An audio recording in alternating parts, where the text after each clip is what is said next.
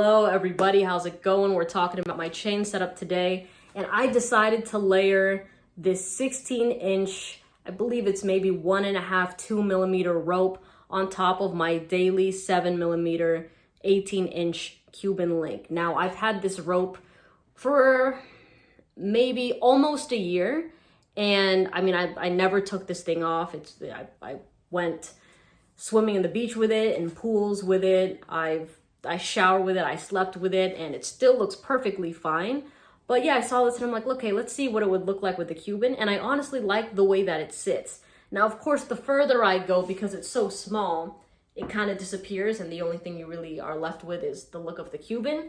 But I don't know, I just find it to be a nice, subtle sort of look. And here's the thing. I was thinking about getting another rope chain because, you know, they're such classics, right?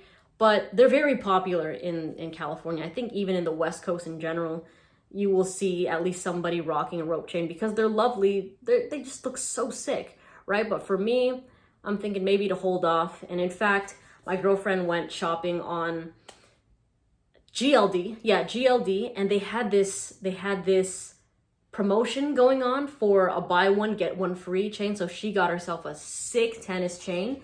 And she's like, what chain do you want? And I was like, oh my God, what do I want? And there was just so many things I wanted, but I couldn't make a decision. So I asked her what would be one you want to see on me. And she stumbled on the Figaro. So we settled for the Figaro, and it's going to be 20 inches. So it's going to come down to here. But if you've never seen a Figaro chain before, it's kind of like the Cuban link, except for with maybe every 3 links, it's kind of spaced with an oval shape link. And it's definitely more of a lighter type of chain, lightweight type of chain. But I'm very excited. And here's what I was thinking. I was thinking about throwing a pendant on the Figaro. And I know I have to see it and wear it before I make that decision, right?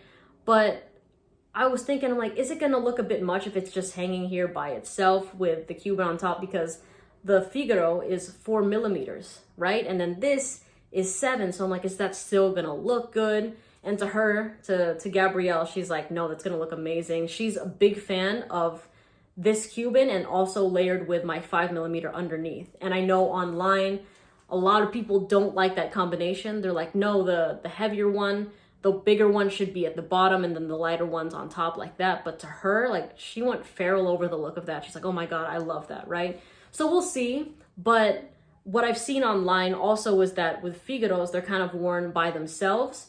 There's been some people that put a pendant on it, but it still looks nice. So you let me know what you think of putting a pendant on a Figaro, or if I should just kind of rock it solo.